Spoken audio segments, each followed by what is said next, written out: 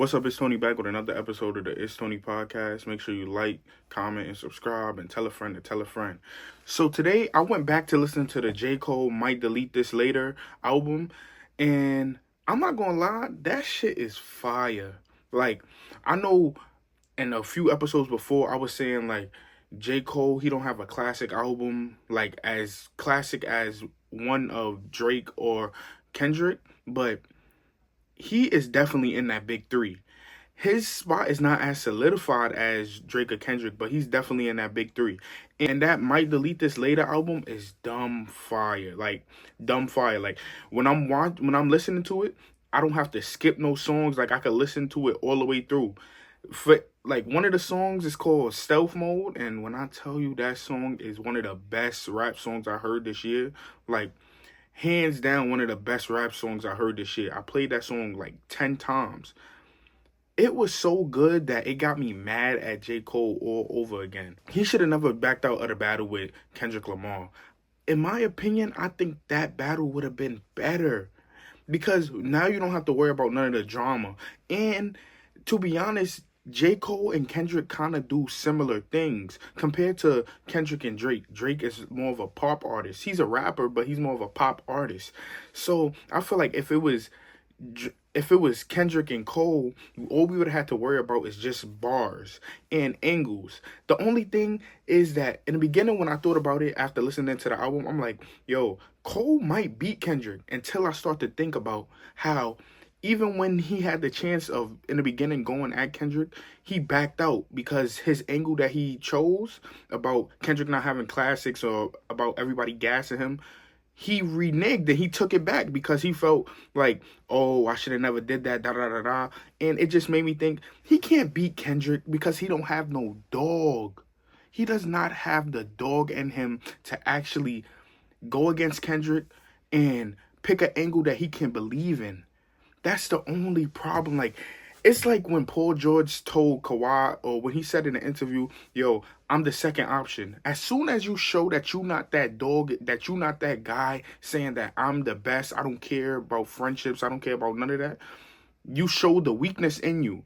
For Paul George, by saying that he's the number two, it showed that he didn't believe in himself enough. He didn't believe in his abilities enough to be the number one. With J. Cole saying, yo, I didn't like doing that, I couldn't sleep, it showed that he didn't have the dog. He doesn't have the killer instinct like Kendrick or even like Drake to kill their opponent. I admire J. Cole's honor. I admire him saying, I don't want to do this, da-da-da-da. That's cool, but I'm saying, even if they didn't add no extra TMZ rap, I wanted to see Kendrick and Cole go head to head because they're closer in comparisons as rappers. Like, they both rap really well. You don't have to worry about trying to make a pop song or whatever, or make a banger like Not Like Us, or make a banger like Back to Back. All you have to worry about is rapping, and I think Cole and Kendrick could do that. They could bump heads very well. The only thing is Cole don't have that dog that Kendrick, as we can see, has. And listening to the album Might Delete This Later, it also made me think about Big Sean, because like I said before, I didn't feel like J. Cole's spot in the big three was as solidified as the other two, but he's definitely a part of the big three. He's definitely one of them. But my old take was that I feel like Big Sean, out of everybody in that class, he has a great chance at getting that third spot. Like, now that Cole is weak and seen as like he don't have that dog, that killer instinct, I don't understand why nobody is attacking J. Cole. And a perfect person to attack J. Cole with an album coming out, with the eagerness to be respected and considered by a lot of people as one of them ones, and not just a good rapper. Big Sean should use all of this momentum. He has an album coming out. He has a good song with Yes that's out right now. He has a freestyle out. All of this stuff, why not just boost the momentum by targeting Cole? You don't have to make it a real life beef. All you have to do is make it a rap battle. And Big Sean and Cole, they both rap good. They both can just rap at each other and have a battle talking about who raps better. Big Sean should use that and go target Cole. That is the only spot in the big three that is up for grabs. And Big Sean has the ability to do it. I don't understand why Big Sean won't do it. But when I tell y'all that J. Cole last album really had me thinking about a lot of artists and a lot of stuff, it really had me thinking about what will Big Sean's next album sound like. And in my opinion, what does Big Sean album have to sound like? Like, I feel like Big Sean next album has to be better than Might Delete This Later. Rapping wise, selling wise, it has to be better than that. Because J. Cole's Might Delete Later was just a throwaway album. It was nothing he felt was serious. The album that he's really putting all the effort into is the Fall Off album. So if Big Sean can't put an album out with a bunch of marketing, with a bunch of momentum behind it, with the freestyle, with the single out, if that album can't perform better than a throwaway J. Cole album, I'm going to be upset because I feel like Big Sean has the ability to be as good as that big three. And he has the most chance to take that third spot. I'm not saying that he could just take it with one good album, but I'm saying with one good album and beating J. Cole, it can make people look at Cole different. People are already looking at him different. Big Sean has to do something with this album. It can't just be a good album. It has to be better than most of the rap albums now because he is vet in the game. And I don't care what nobody say. I don't care if I'm beating a dead horse. Big Sean out of Meek, Wale, Big Sean, Drake, Kendrick, out of all of the people in that class, Big Sean has the most potential to get into that big three. Out of Wale and Meek and Big Sean has the most potential to get that third spot or try to creep into that conversation of, oh, it's not just a big three, it's a big four. I see people even putting Future into the big three, into the big four. Why can't Big Sean do that? Big Sean album has to try to be better than J. Cole's Throwaway album and Future's album. I don't understand why that's a hard thing to say. Big Sean is a rapper and a vet in the game. He should try to make an album that's better than that. I don't understand why he's not trying to do that. I don't understand why he's not putting everything into selling this album even more. Yes, we understand you have good raps, but clearly with everything you're trying to do with, I'm seeing Big Sean perform everywhere. I'm seeing Big Sean pop up and do everything. He clearly wants this album to be successful. Do all the things to make this album successful. We already know that you're a good rapper. I don't think raps alone is going to get you bigger than what you are. I honestly don't think that. I think you have to do more. Target J. Cole. I don't care what nobody say. Target J. Cole. That's the only thing that he can do right now that could bump him up. A classic album, unless it's crazy, it's not going to get him into that big three. And maybe I'm bugging. Maybe he don't want to be a part of that big three. But I know that in every rap, he talks like he feels like niggas is sleeping on him. And every rap, he has like these kind of diss, but not diss at other rappers, but he don't put no name on it. So you clearly want to be one of them ones and not just one of the people that they say are in the mid three or are just a great rapper. So actually try. Target one of those guys. You clearly don't want to target Kendrick, even though y'all had that little riff. And in the beginning, you said it was no riff. And then later on, you said that you had to call Kendrick. So it clearly you don't want to target him. And with the freestyle, it came up again and you said it's not about him. Or he told DJ Head that it's not about him. You clearly not going to target Drake. You're just not big enough and they're going to laugh at you. And I think if anything, and it's just no reason. I was going to say I think Drake should target Big Sean, but there's no reason to do that. It's just, he don't have to do that. Big Sean, with this rap album, should send a diss. It doesn't have to be a personal diss. It has to be a diss of, yo, these niggas lose their these niggas are losing their competitiveness like J. Cole. Just throw a shot at him and make Cole come out. It can help both. That's another thing that people not understanding. A diss and a battle between Big Sean and Cole can help both. Big Sean wins or loses, he has steam and momentum to his album. The same with Cole. He wins or he loses. No, J. Cole has to win. J. Cole needs a W more than Big Sean needs a W. So, Big Sean wins or loses, it brings momentum to his album. If they have a good battle, it brings momentum to both of their albums. If J. Cole loses, it helps Big Sean more because it helps him creep up into that conversation of the big three. J. Cole wins. If J. Cole wins, he lets it known that, yo, those two guys, the big three is me, Kendrick, and Drake. Nobody else could creep in it. None of you little niggas, peons behind us could creep in it. I know I might have copped it to Kendrick, but I'm not copping it to none of you little niggas. That will help J. Cole. That would allow him to talk how he usually talks about him being the greatest rapper and all of that stuff. If he wins, if he shows his competitive spirit, if he shows his killer instinct, if he shows his dog. Because even when I was listening to the album, it, like I said, it made me mad, bro. Because everything that he's talking on the album, I believe that he's one of the best. But when you saying you one of the best and then one of the best say, fuck the big three, it's just big me, and you put out a diss and then you recant it, it don't make you look like you believe that you the best. It don't make it look like you are willing to chop any nigga head off to be considered the best. It makes it look like you're weak. And that's how a lot of people are looking at him. It looks like, oh, you just talk that shit in rap. You just talk that shit on a song, but you won't target anybody.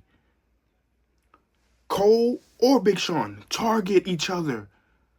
It does not have to be personal. It doesn't have to be no allegations about people. All it has to be is lyrical warfare. That's all y'all have to do. It will be a beautiful battle. I think that Kendrick versus Cole will be a better battle than Kendrick versus Drake. I think Cole versus Big Sean will be a better battle than Kendrick versus Drake because we have to worry about bars. We don't have to worry about all the scandalous stuff. All we have to worry about is bars, and it aligns the rankings. It makes people have conversations about bars. It makes people go to Genius.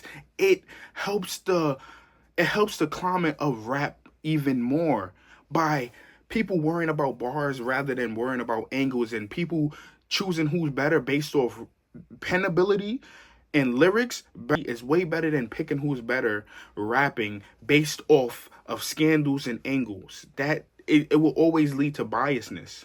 And it would still lead to biasness with raps, but it wouldn't be as dirty. It wouldn't be as messy. And that's a part of the Drake and Kendrick battle that I do not like.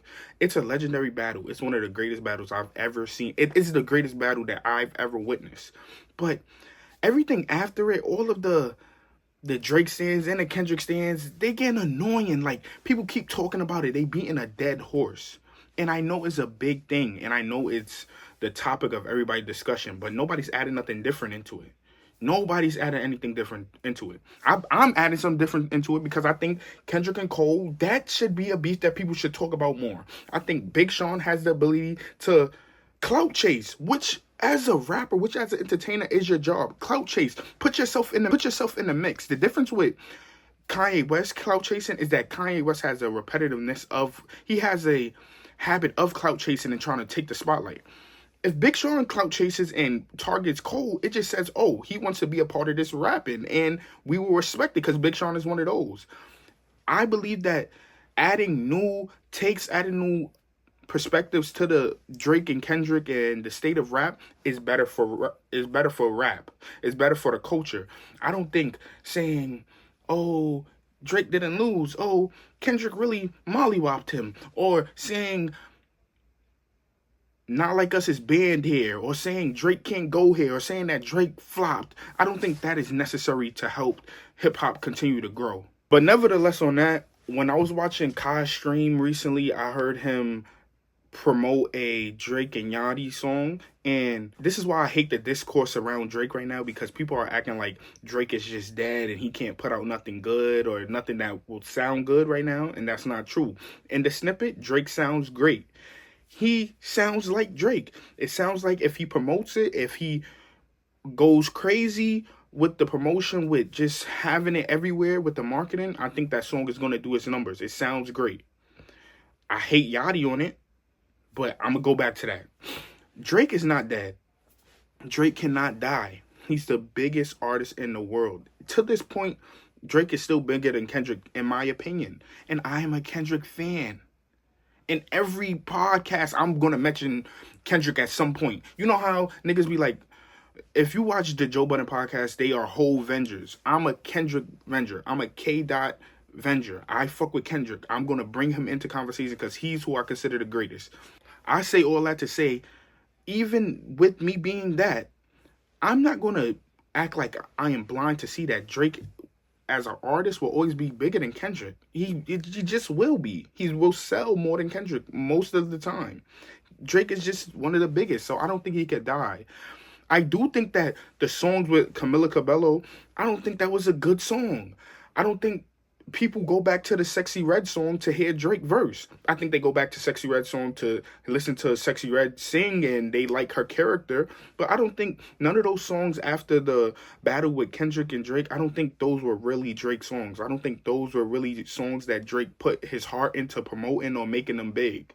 When Drake does that, if he does that for the snippet that I heard, I know it will be big. Drake does not sound bad. One thing I will say about the Drake snippet is I'm kind of tired of that sound of Drake. Not saying it sounds bad. I just want to hear him rap and be a little bit more aggressive on songs now after the beef. I don't care that he lost. I just want to hear him get his rapping bag more. Like, I want to hear a faster tempo song. I don't want to hear the, like, slow song right now. I want to hear a faster tempo song, and I want him to really rap his ass off. That's the only critique I have.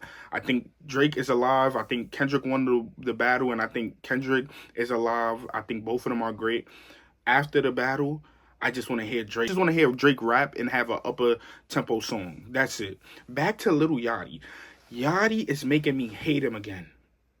I did a whole video on Yachty, on the James Blake and Yachty album, and I believe that is one of the best albums that I heard this year. Hands down. One of the best albums I heard this year. I really liked how Yachty sounded on that album. I think Alternate Yachty is the best Lil Yachty I've ever heard. But I don't want to hear Yachty rapping. I don't want to hear Yachty rapping solely. I don't want to hear him just being a hip-hop rapper. I want to hear him making alternate music. When Yachty does this hip-hop rapping, especially next to Grace like Drake, he does not sound good. He fucks up the vibe of the song. He doesn't sound good. I don't want to hear him with Drake. I don't think Drake needs to stand next to Yachty right now. I don't think that Yachty needs to even... If Drake asks him to do a song with him, I don't think Yachty needs to do that. Yachty, do alternate music. Or, even though I don't like the Ian and Yachty song for the meaning of it, I don't like it, but even do that. Don't bother Drake. Don't try to rap with none of the greats. Please don't. I know a lot of you niggas want to say that Cole and Yachty song was good. That shit was not good. It was good from Cole, and y'all know y'all want to gas it like Yachty was really rapping on that song. He did an okay verse. It wasn't nothing crazy. Yachty is not this lyrical rapper that y'all want him to be. These little similes and metaphors that y'all hearing, that y'all applauding him for, applaud him, good. But that's not crazy, especially when you're next to a Drake or a Cole. Please stop. Yachty, alternate music is for you. I don't know how I have to say it. You don't have to listen to what I'm saying. I'm going to just say my opinion. Rapping is not for you when you're next to the greatest. Your own rapping, when your own little bubble of like Poland or Holster, when you're doing that, you sound great because it sounds like you're mixing your creativity that you have when you're doing alternate music and your rapping ability together. It's a great blend. And when you with younger niggas that you clearly rap better than, like Ian or anybody a part of Concrete Boys, you smoke it. You smoke it clearly, but not next to greats. Please stop. Do alternate music. Or do the blending of alternate and rap by yourself when you sound great. Or rap with niggas that you rap better than, like Ian. That's it for my rant with him with Drake. Now for why I don't like the meaning of Yachty with Ian is because Ian is a fucking culture vulture. Ian does not look like he really is a participant in hip-hop. He doesn't... I have not even heard Ian pay homage to no niggas that he has his style from. The Playboy Cardis. Like, I have never heard any of those things. You can correct me in the comments and I could be wrong and strong. I don't give a fuck. I don't care for Ian, even though the song sounds good with Yachty. I don't care for the song with Ian because We already have Playboy Cardi. We already have Yeet. I've never heard him pay homage to them niggas. And it looks like he using the fact that he's white and that he doesn't dress like us or that he's different from us, clearly based on how he was raised. He's using that as a clout chasing mechanism. And the ignorant black people that see a person that doesn't look like us, doesn't act like us, but he sounds like us, so he sounds like people in our culture, we automatically say, bring him to the cookout. That nigga ain't pay no homage publicly. In my opinion, even if he did pay homage, he didn't do enough of it for us to like be, oh, hooray, Ian. And another thing that I hate about Yachty being with Ian is Lil Yachty was just talking about in that James Blake and Lil Yachty interview with Zane Lowe. He was just talking about how he be in the studio with people and they don't take it as seriously as others, comparing like being in the studio with James Blake compared to what he used to be. Basically, in my opinion, y'all can say it's reaching. Basically saying that the rappers don't take it as serious as James Blake, but you jump and do a song with Ian. I don't know how creative this nigga Ian is compared to anybody else. I don't know how serious, because the song is not serious. I don't know how serious Ian is taking it compared to all the other people that you subbed but didn't put no name on a bullet to credit James Blake. And then Yachty was talking about, yo, there's no creativity in rap. You were saying that the state of hip hop is in a terrible place because there's a lot of imitation, and then you stand next to imitation crab meat. Playboy Cardi, Yeet, those are real crab meat, and you saying that, oh, it's a bunch of imitation, and then you stand next to Ian, the imitation god, the imitation crab meat. That nigga is not real crab. That nigga is not real hip-hop. That nigga stole his whole style from Playboy Cardi and them. From all of them niggas. You talking all this imitation shit and then go with the fucking culture vulture imitation crab god? Get the fuck out of here, bro. Just to show you how much Ian is a culture vulture and how much Ian is imitation crab meat, I seen a post of Ian outside with a bunch of people of color playing his song with Yachty, and it don't look like none of them niggas are his friends, or his family, or his fans. Them niggas look like he seen people, he was driving in his car, he seen a bunch of people of color outside playing dominoes, playing whatever they was playing, and smoking weed, and he got out his car and said, guys, can I play my song with Lil Yachty? Do you guys know Lil Yachty? And can you guys act like y'all fucking with me?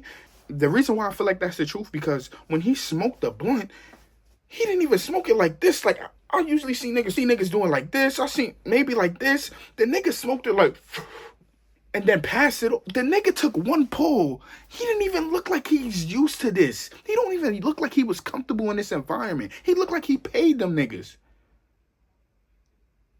These niggas just come in the culture and get the dumbest nigga to just back them, bro.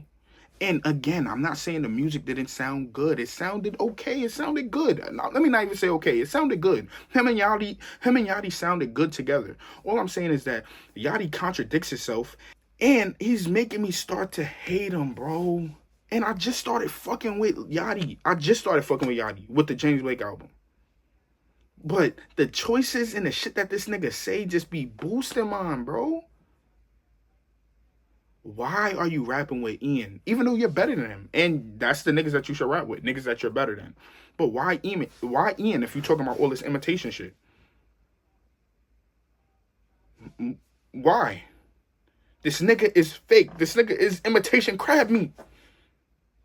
This nigga is imitation crab meat. This nigga paid people of color to look like they was fucking with his song. Them niggas didn't know the words. They didn't know nothing. Them niggas looked like he interrupted them and he paid them and they split up whatever he paid them just so he could get a video that looked like he fucked with the people of color and to make it look like he's comfortable and he's cool in our settings. That's what the nigga did. Y'all can say I'm bugging. Watch the fucking video. I'm going to keep the video right here. I'm going to loop it. Like, if I could just keep it playing over and over and over, tell me how this nigga looks like he's comfortable and like These people know Ian. These niggas don't know this nigga. Please stop, bro. Yachty, please stop, bro. Do alternate music and fuck with niggas that you rap better than and rap with them. But don't do it with niggas that sound like other niggas. Because you was just talking that imitation shit. You was just saying that hip-hop is in a bad space. If anything, you're contributing to the bad space that you said it was in. The imitation. Because you're backing this imitation crab meat nigga. And to keep that same energy about the space and hip-hop, I'm going to be honest with y'all. The Double XL cover might be the worst cover I ever seen. And it's not because of imitation, in my opinion. It's because niggas can't freestyle and niggas can't really rap anymore. This might be the worst freshman cover I've ever seen. This looked like they might need to stop doing a Double XL freshman cover, or don't do it with people that are TikTok rappers or are rappers that don't freestyle, don't cypher, and aren't built on the love of hip-hop. Please don't do that, because even I was wrong about this cover, and I knew most of the people on the cover. I thought Cash was one of the best on the cover, and I still think he's one of the best artists on the cover, but based on his performance on the Double XL freshman cover, that nigga is garbage. Only based on what he did on the Double XL freshman cover with the cypher and the freestyle, he's fucking garbage. Outside of that, he's still the king of New York in my opinion, and he's still a great producer because every song that I hear, they're trying to do some Cash-esque sound. They're using Cash-esque drums and hi-hats. Like, they're trying to sound like it, like trying to make it a club song. Everybody's trying to do that, like a smooth club song, that sexy drill shit. So I still give him credit for that. But based on what I've seen on the Double XL freshman cover, if I never heard Cash, I would never listen to him.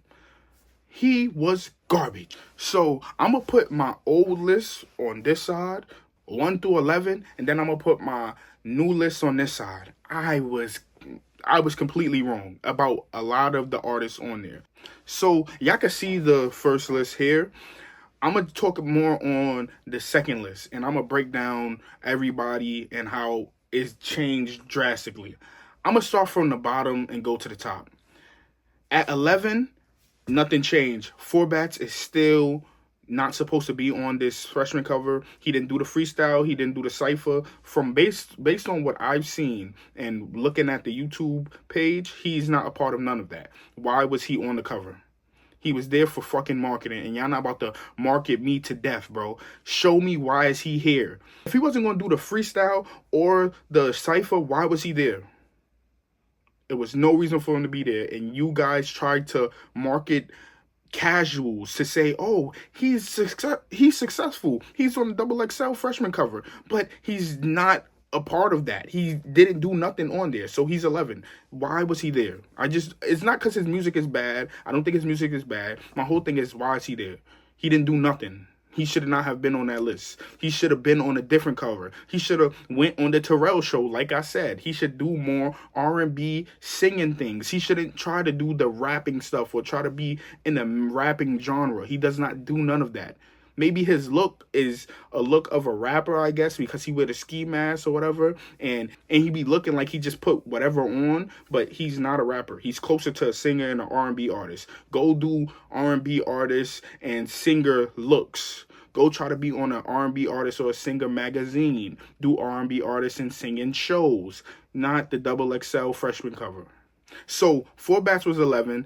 10 is the biggest disappointment that I got from the Double XL freshman cover. And besides Cash, these two, Cash really disappointed me. This next nigga disappointed me crazy. Huncho, this nigga didn't do the freestyle. This nigga didn't do the freestyle, and they had a snippet of him doing the freestyle with headphones on and auto-tune, which I thought was trash. Why would you even put it out and then scrap it and then not put it out? Why? If he wasn't able to do the freestyle and the cypher, one, don't put him out there with a snippet of his freestyle and you scrap it. Now he looks crazy. Then he don't do the cypher to double down. Why was he on the list? Another nigga that don't be on the list then. You trying to market niggas to death, bro. You're trying, his label or whoever, they're trying to market us to death. Why is Four Bats on there if he didn't do anything? Why is Huncho there if he didn't do anything? Or he did the freestyle and then his freestyle didn't come out, then he didn't do the cypher. Based on today, their YouTube, most updated, Thursday, July 25th, Huncho did not do the freestyle. He had a freestyle, it got scrapped, and he didn't do the cypher. Why was he there? He's 10. 9, Rich and Mary. They had this whole thing that said he backed out of the cypher. But he did do the freestyle, and he sounded okay for what he does. But I never had Rich and Mary that high in my list anyway. He's 9 on this list, and he was 9 before. He didn't do nothing. He didn't make me think high of him. He didn't make me think low of him. He did the bare minimum. I won't listen to Rich and Mary unless I hear it in passing. I don't care about Rich and Mary. Hopefully he comes out with a bigger song and maybe I'll hear him then. But based on what he did there and the music that I heard prior, it didn't make me want to listen to him more or listen to him less. Nothing's going to change, and he didn't change on my list, on either one of my lists. Like I said, the two biggest disappointments for me was Cash and Huncho. Huncho was 10, Cash is 8. And Cash might have the biggest drop. He went from 1 for me to 8. He dropped way down on the list. And it was because when you see when you listen to the freestyle, he's not a freestyle artist at all. He sounds dumb. He sounds like everything is supposed to be a song. He sounds like everything is supposed to be a punch-in on a beat. Then you listen to the cypher. He sounds like he doesn't know what he's doing. He just doesn't sound like he is a cypher or a freestyle artist. And I don't blame him, but why get on the XXL freshman cover if you don't do none of the stuff that the prior XXL freshmen have done? You don't freestyle well, you don't cypher well. Why are you there? Another marketing tactic by whoever is advising these people. It's dumb. It makes y'all look dumb. Your music and your producing is great. Why go on there and make yourself look dumb? He even looked crazier because Scarlett is rapping about some crazy, like some serious stuff. And this nigga back there doing, I don't know, he dancing to it. He dancing to the beat. He not dancing to the lyrics, clearly. But he looked crazy because she talking about real shit. And this nigga back there, like he partied. Like he just looked crazy. It just was a bad showing for Cash. And if Huncho and Four Bats wasn't a part of this list, Cash might be the last nigga on it. The only reason why I have him above Rich and Mary is because he did the freestyle and he did the cypher. Rich and Mary only did the freestyle. That's the only reason why I have him above Rich and Mary. If Rich and Mary, Huncho, and Four Bats wasn't on this list, which they shouldn't have been, Cash would be the last person. Based on everybody that did both the freestyle and the cypher, Cash is the last person. It was terrible. And he was my one. And I was biased. I believe I said it in the first video when I did the list. I was biased. Cash is the king of New York, and I stand on that take. But he's not a freestyle artist, and he's not a cypher artist. It was a terrible look for him, and people got to stop marketing incorrectly. The casuals, they don't need you to market incorrectly because they're just going to be a fan of what's ever trendy and on the radio. They don't need to see Cash on a XXL freshman cover. They're already fans of Cash. Why do that to him and make him look like a clown? Now, 7 for me is Lay Banks. And I'm going to say, I'm going to applaud Lay Banks because her freestyle was not bad and her cypher verse wasn't bad at all. It's just she's not as good as anybody above her. That's the only reason. She did a great job. And I think the XXL freshman cover actually did something. It actually made me take Lay Banks seriously. I respected what she did there. She's just not as good as the people above her. That's the only reason. Shout out to Lay Banks. I hope her career goes crazy. It showed me that she's not just a dance TikTok rapper. She's an actual rapper, and I applaud her for that. She did really well. Shout out to Lay Banks. She's 7. The next person on my list, number 6, is Scarlett. And she only dropped 1 below what she was in the before list. And it's not that crazy. It's not that crazy to discuss because she wasn't terrible. But one thing that she has to work on, and I seen it in the cypher, is her breath control. The second thing that she has to work on is learning how to channel the emotions, but just perfect it. Like, you can feel everything that Scarlett is saying, but sometimes it sounds like she's rambling, and sometimes it sounds like her emotion is messing up how she's rapping. I think that she's a great poet, and if everything she did was poetry, I think she would be crazy at it because the stuff that she's saying, it brings out emotion, but I just don't think that she's perfected her craft and how to do that properly. And in the cipher, I didn't really like it, bro. Some stuff she was saying over and over, and some bars that she was using, it was just a little cringy to me. Like I just wasn't a fan of the cipher, and the people that she was with, she might have cleared cash in the cipher, but that was easy. Besides that, her cipher was not great to me, but her freestyle by herself was great. A cappella, it sounded great. I think that what Scarlett has to do is just perfect her sound. I think that she needs to perfect her sound and understand that she is a dark rapper. She needs to just be a dark rapper. Just make music that is dark. Fuck with great producers that know how to make a beat sound like Meet the Grams by Kendrick Lamar. She just needs to be on those type of beats and just make spooky music, because that's how she is. That's what she sounds great in. She sounds great when she's telling a story and she's being very passionate and dark on those songs, in my opinion. In the freestyle, she sounded great. When I tell you, listen to the freestyle, it sounded great. It sounded real. It sounded authentic. I don't need to hear her make a catchy banger. Make good rap. Perfect that sound. And I think it would be great. I'm not disappointed in what you did.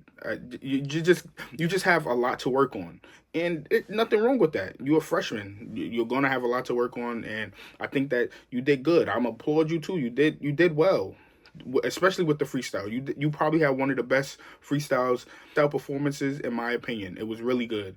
So you're 6 on my list. Now we in the top 5. My old list, he was ranked 8, but now he is 5. Skrilla Baby. I think he has perfected the sound that he wants to have. In the freestyle and the cipher, he's talking about the same things, and he perfected that sound. I give him credit for that. And I think that he should just keep going in that direction. I don't think he should try to switch up and be somebody that he's not. I think you stick to what you're good at, even if it end up sounding repetitive because you're doing the same thing over and over, but you perfected that sound. Boston D-Lo does the same thing over and over, but he perfected his sound.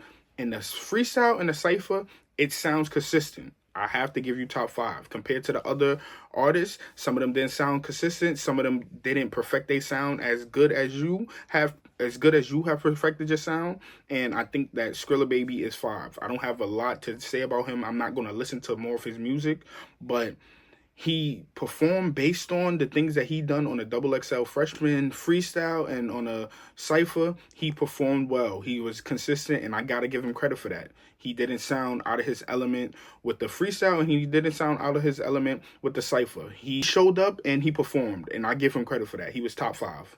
Now for 4.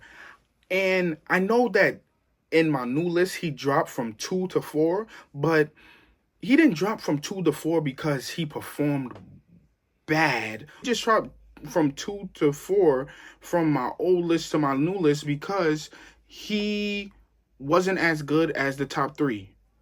I believe that my third person on the list, the Mexican OT, I believe that his performance was better. I believe his freestyle was better. I believe that his cipher was better. And his cipher group, the Mexican OT sounded better than everybody in his cipher group. And he has the top 3 ciphers, in my opinion.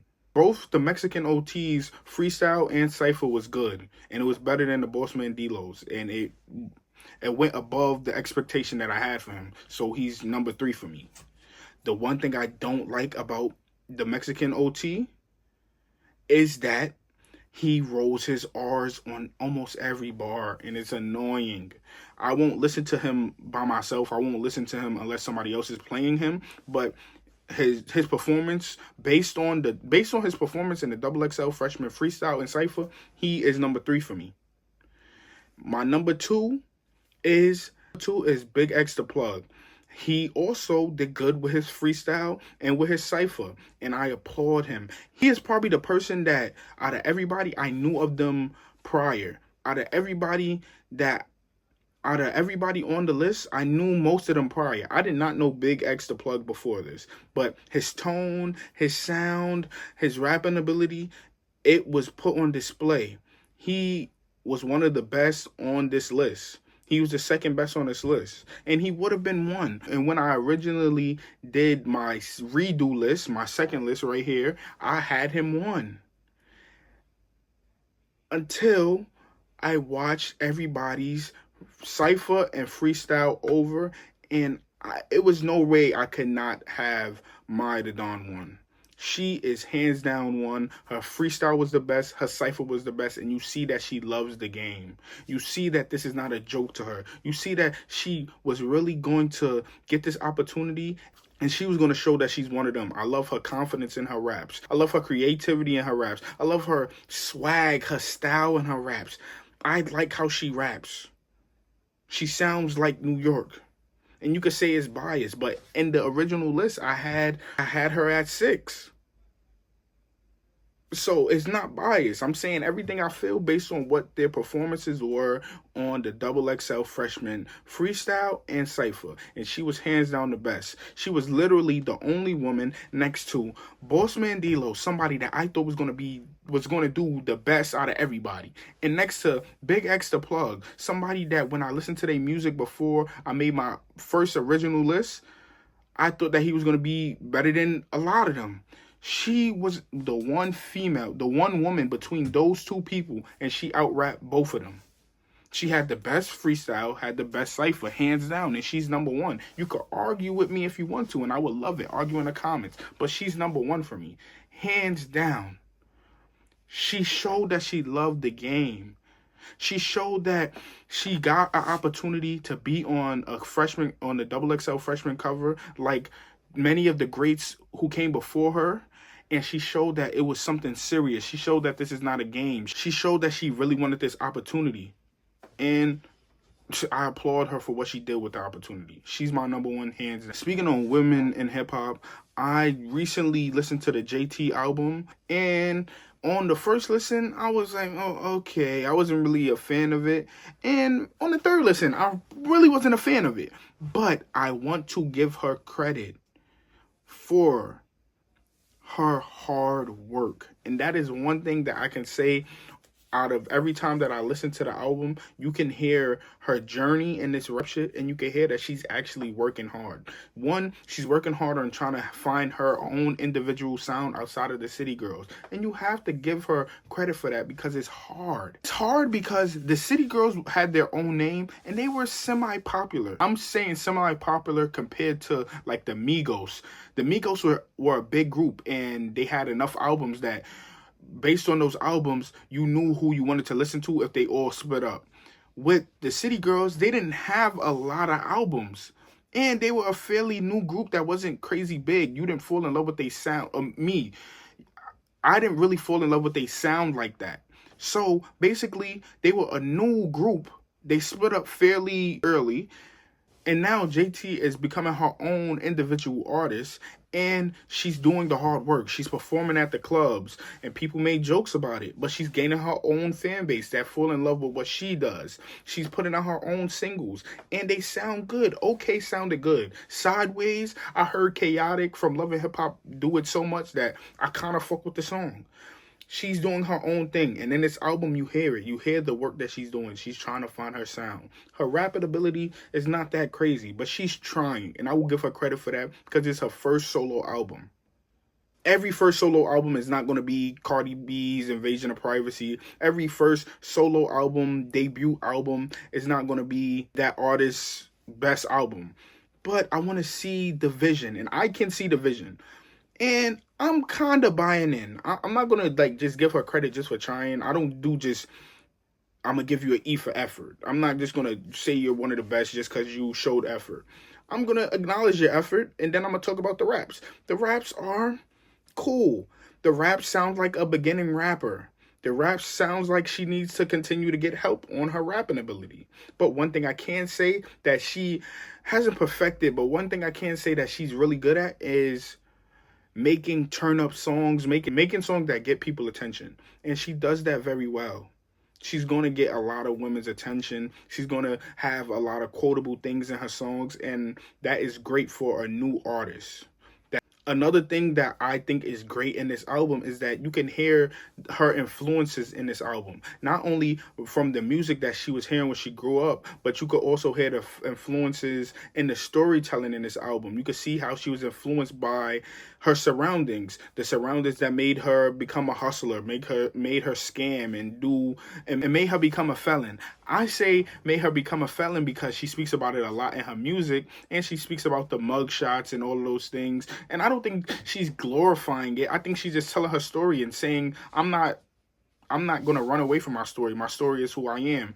And I respect all of that. I like that she tried to tell stories. I like that she, in her album, you see by her explaining it that, okay, after she went to jail, she came out, she put her foot on the gas, and she's been working hard ever since. You hear when she speaks about the new designers and the clothes that she wearing, that she went from not having to having, and you can see that she loves having. You can see that she loves fashion, and you can see it in the evolution of her as a artist, that fashion and looking good will be a big part of who she is and about the things that she rapping about. She raps like she's that girl, and she is that girl to a lot of people. And that's what I believe. I don't believe that this album was made for me, but I gave it a listen and it wasn't that bad. A song that I really like on the album is Swing.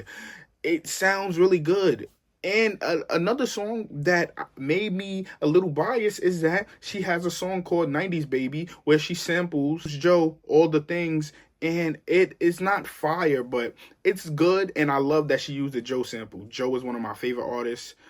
Joe, not the rapper, Joe the R&B singer, is one of my favorite artists, and I liked it. I like the beats. Most of the beats sound really good. And if you're used to my take, I don't really judge albums on if they sound good, because most of these artists have the money to make their album sound good. But for a first album, for a new solo artist, I have to applaud her for having her music sound good. I have to applaud her for picking a sound that she really likes and that she wants to show to the world, and making sure that it sounded really good. A lot of people are saying that this album is influenced by Jeezy, and I can hear it. I can hear the Jeezy influence, but I really can hear the South influence. I remember being younger, like 11, 12, and going to Texas and hearing my uncle play Gucci Mane and Jeezy in the car, and it gave me that vibe. It gave me like that slow but talking a shit vibe, and I wasn't mad at it. I liked her. I liked her spin on that sound. I think that a lot of the songs sound very regional, sound very South-influenced, and I'm not saying that in a bad way, but I'm saying that more so to say that as a group with City Girls, it sound more widespread, like music that you will hear everywhere. But this album, it sound more like a lot of the Southern region is gonna like this album, based on like the B-sides of the album. I think the A-sides, the more catchy songs, of course, they're more widespread, like DOD, Club Records. I think all of those songs are more widespread, but I think the B-sides and the deep cuts of this album are more Southern sounding and will be played more in the South, in that region. And I don't think that's bad. I think gain your fan base and then spread. And she has a leg up by being in a group, because most of their songs were more widespread. So she has some people from New York, some people from LA, some people from all over the country that might just be listening to JT because they liked her in a group and they want to hear what she does. And now they're hearing some of the more regional South sounding music, and they might like it or dislike it. So again, I want to say that this is a good first album. This is not one of the best albums that I heard of this year. One of the best albums I heard this year was Don Toliver's album. But for a first album, I think this was a okay album. For her first solo album, I think this was a okay album. And based on what I'm seeing on Twitter, the women are loving this album. And that's what matters the most, that she's gaining a fan base. She's gaining a loyal fan base. And that's all that's needed as a new solo artist. Just gain your fan base and perfect your sound. And invest in your sound. And it sounds like she has her own sound, and I applaud her for that. I think that is great. Hot take that I do have on JT is that I think that if she continues to build her sound and continue to build her following that solely likes JT for what her music sounds like, I think that in a few years, she might be the woman version of Little Baby. I think she could go on a run of features and singles that get her in that Little Baby run. And I think that would be a shining moment in her career. If she can get into a pocket where her sound, the beats, her verses are really crisp and really monumental, like really are stamped as though she really smoked this girl on this song or she really smoked him on this song. I think that she can get in that run, and I think that she will. I think that she will, because you see how hardworking she is. With the singles that she put out by herself, with the performances that she done in the clubs and stuff like that. I think that she will have a Little Baby run. I can see it in the future. If I'm wrong, I'm wrong. Hopefully we'll see it in a few years, and I'm still podcasting, and y'all gonna see, and y'all gonna be able to say, yo, I was wrong on that take. But right now, I can see that run coming. Thanks for watching. This is Tony from the ItsTony podcast. And like, comment, and subscribe, and tell a friend to tell a friend.